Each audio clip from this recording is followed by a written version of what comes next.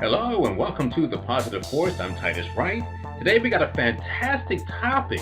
We're going to talk today about criminal and civil law. Yes, and what to take in order to accuse a person of a fault or crime.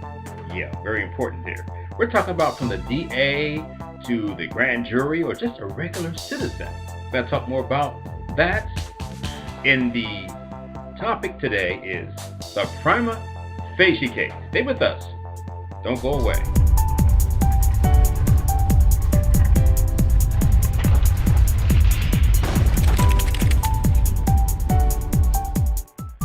Hi, welcome back. I'm Titus Wright on The Positive Force. Today we're going to talk about criminal law and civil law in the area of the Prima Facie case. Yes, Prima Facie basically means it's based on first impression. In other words, you know how the law says you're innocent until proven guilty? Well, the Prima Facie says you're guilty until someone proves you innocent. Yeah, when a grand jury hands down an indictment, or when a DA hands down an indictment, they call it a true bill. And that indictment carries some accusations against you. Prima facie evidence states that we have evidence, surrounding evidence and everything, to bring a case against you. They have enough evidence to accuse you of a crime. So they call it the prima facie case. Without a prima facie case, you can't do anything. Everything begins with the prima facie. There are, or some people call it the prima facie. I call it the prima facie. They have different ways of pronouncing that word. Let's be consistent and say prima facie. Now, when you hear all these types of words, you'll hear that later on in a few minutes. Those words are from the Latin language. Why? Why does it say English? Because they want to confuse you enough that the common person won't understand it and will have to get a lawyer to interpret it. They make themselves necessary. So we have four parts of the prima facie case. And those parts are, more Latin, the actus reus, the mens rea, and then causation, and then the fourth one, any grading. Now, I'm going to go through each one of those four parts. Without a prima facie case, you have no case. Unless you can prove, okay, those areas, those elements of the prima facie case, you really have no case. Now, the first part we mentioned was the actus reus. That means conduct, results, and circumstances. That means the actual crime has been committed. And we have the conduct, we have the results, and we have the circumstances centered around that particular crime or accusation. Then you have the mens rea. Now, let me tell you about the mens rea. That was initially discovered in the 1800s, in the mid-1800s, Dr. Isaac Ray. Yes, he was a medical doctor at the age of 20 years old. He was a genius. Who becomes a medical doctor at the age of 20 years old? Dr. Isaac Ray. But the mens rea is fairly new, less than like 300 years old. Now, Dr. Isaac Ray said, you know what? Why in the world are they just killing people? And a lot of people were just being electrocuted or hanged or whatever, gas, whatever the particular penalty was during that era. And not asking any questions like, why did he kill the whole family? They don't ask why. Dr. Isaac Ray said, ask the question, why did he do that? Who person in their right mind would do that? This is where he came up with the conclusion of the mens rea. It means guilty mind or state of mind. Why did he do that? He was the first one to introduce psychiatry and the law.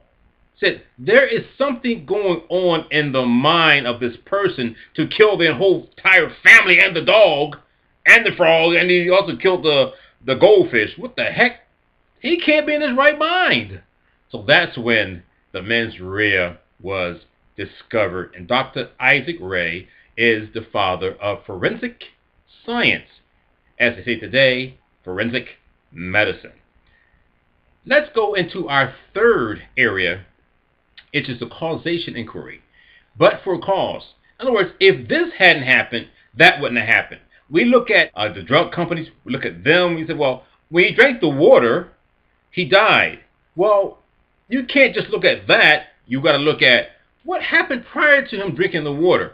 Let's test the water. Oh my gosh, this drug company was guilty of pouring toxics, or this fuel company was pouring toxics into the water.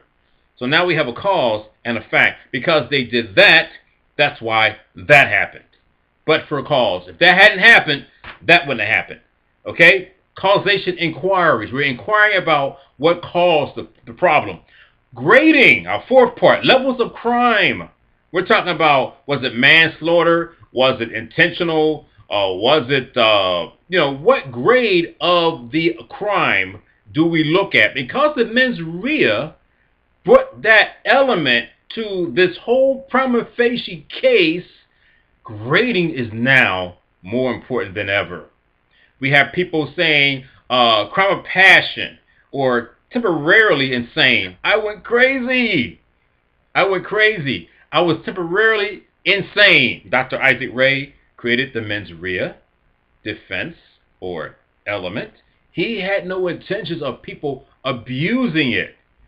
A lot of abuse with the mens rea. Of course, guilty mind. Why did he do what he did? There are a lot of insanity defenses and tests they're using today. They're using the cognitive tests, having the ability to know whether conduct was of a particular character. They have a test for that. Another test, control test. Was this person able to control their behavior based on their mental capacities? Yeah, that's another test there. Another test. There are tons of tests. I'm just giving you a few. Another one, the Durham test.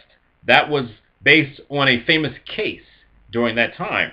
And the irresistible impulse test. I just couldn't help it. I have a mental disorder, and I just couldn't help shooting people. Whatever it was you did. Okay. And then, of course, volitional test. But people have abused the mens rea. Dr. Isaac Ray did not have that intention, but you know how everything else works. People abuse things, take advantage of things, and you have lawyers. You know that the United States, our country, have 70% of the world's lawyers are right here in America. 70%! This is why when you watch TV, you see these law firms.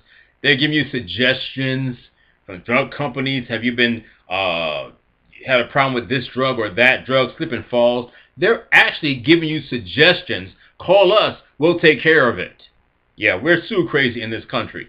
The prima facie case, you got to have that set up. And if the defendant can defend himself against all the accusations on all the other elements in the prima facie case, of course, the burden of production or proof would lie on the initial person that's accusing the defendant. But then the defendant would have the burden to defend himself and come up with the proof that I didn't do it.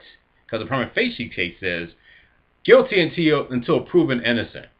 That's what the concept is, based on first impressions. We have inchoate crimes. Yeah. Attempt, intent, conspiracy, those type of things. Solicitation. You haven't even done it yet. I'm just soliciting it. So yes, the mens rea comes across with a lot of other elements involved in the prima facie case. Let's review what we just mentioned. We're looking at the four parts of the prima facie case which must be introduced in order to accuse someone of a crime. The four parts, let's review. Actus reus means the conduct, results, and circumstances of a crime. Mens rea, guilty mind, state of mind. What state of mind was that person in? Did they intend to do it? What were their intentions?